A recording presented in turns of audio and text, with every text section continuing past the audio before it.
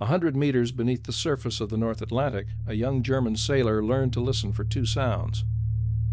First, a sharp metallic bang, the shock wave of an explosion striking the steel hull. Then, half a heartbeat later, a deeper boom rolling in through the water behind it.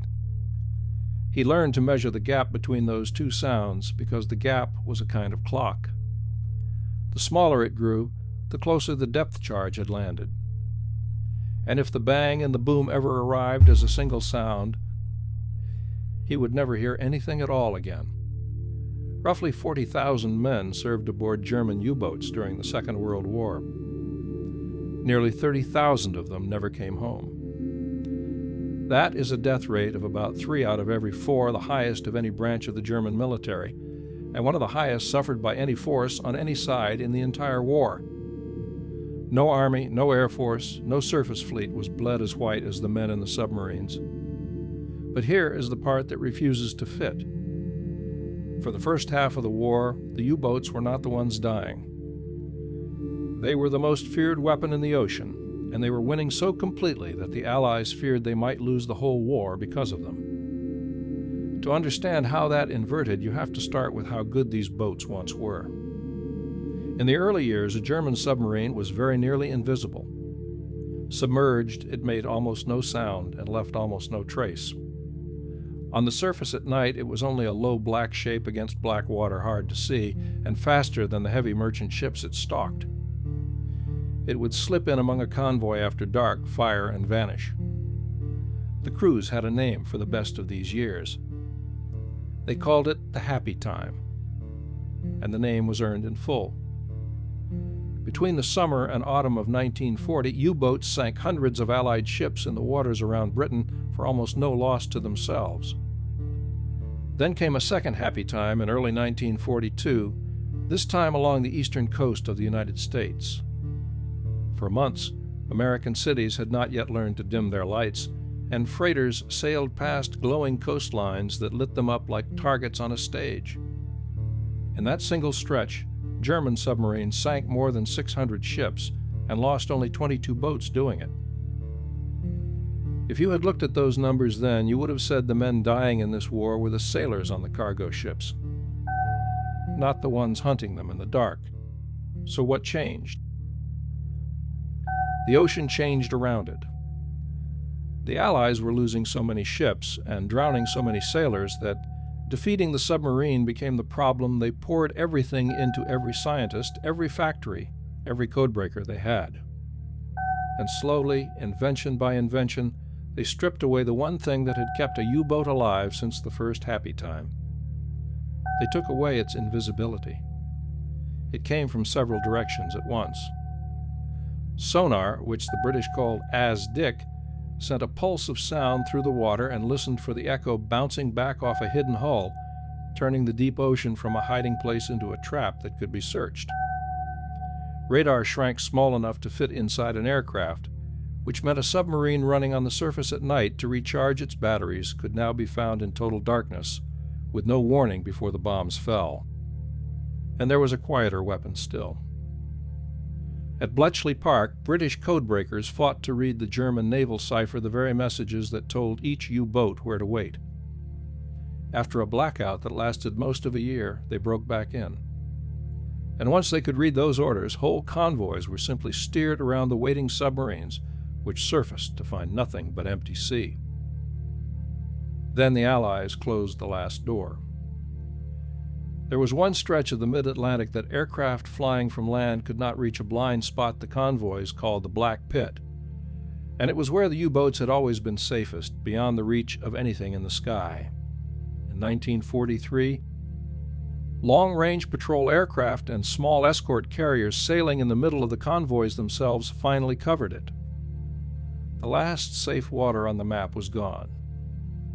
Now, anywhere a submarine rose to breathe, something might already be circling overhead. You can point to almost the exact moment the weight shifted. In the spring of 1943, a slow convoy of more than 40 merchant ships, guarded by 16 warships, was set upon by a pack of around 30 U-boats, the kind of ambush that a year earlier would have been a slaughter. The convoy lost ships, yes, But this time the escort sank 6 of the attacking submarines and drove the rest off. The hunters had been beaten at their own hunt, and that was no longer the exception. The German crews gave the whole month its own grim name. They called it Black May, May of 1943. In a matter of weeks, the U-boat force lost around 40 boats, close to a quarter of every submarine it had at sea. An entire generation of crews vanished in 30 days. The man who commanded them was Admiral Karl Donitz, and the catastrophe reached all the way into his own family. One of his sons was killed aboard a U-boat that same spring. At the end of the month, Donitz pulled his submarines out of the North Atlantic. In his own words, he admitted it without flinching. They had lost the Battle of the Atlantic. By any sane reading, that should have been the end. But it was not the end. And this is where the real horror inside that casualty number finally shows itself. The submarines kept sailing. Even after the advantage was gone, even after the commanders knew with certainty that their boats were now the hunted and not the hunters, the orders to put to sea kept coming month after month into 1944, into 1945, right to the final days of the war. The crews were not blind.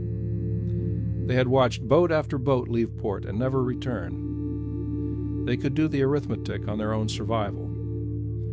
And still they climbed down the hatch and went. By the time it was finally over, more than 700 U-boats had been lost, and the great majority of the dead fell in these later years, after the war beneath the waves had already been decided. They were not dying to win anymore. They were dying because no one called them back. That is the answer to the question we started with. 2/3 of these men did not die because the U-boat was a poor weapon. They died because it stayed in the water long after it had stopped working, because a war machine, once built and committed, carries a terrible momentum of its own, and the men inside it are the cheapest part to spend. Most of them were very young. A great many were still teenagers. They lowered themselves through a single narrow hatch into a steel cylinder barely wider than a corridor, and the same ocean that had once hidden them so perfectly became the thing that closed over them when the depth charges finally found the range. And think about what that ending actually was. Under attack, there was nothing to strike back at. No enemy in sight, no shot to fire, no way to fight. You could only sit in the dark, in the heat and the diesel stink and the silence, and listen for the bang and the boom and the shrinking gap between them. The thing that had made these men so deadly, the deep water that swallowed their sound, was now the very thing burying them. Hunter and hunted had become the same crew in the same black hour. We tend to remember the U-boat as a predator, the gray shadow beneath the convoy, the terror of the Atlantic. But for most of the men who actually served in one, the truth was almost the reverse. They spent their war being hunted, slowly and methodically, toward extinction in the coldest and deepest water on Earth. And 3 out of every 4 of them never surfaced again. If this one stayed with you, I'll have another story waiting whenever you are ready. Thank you sincerely for listening.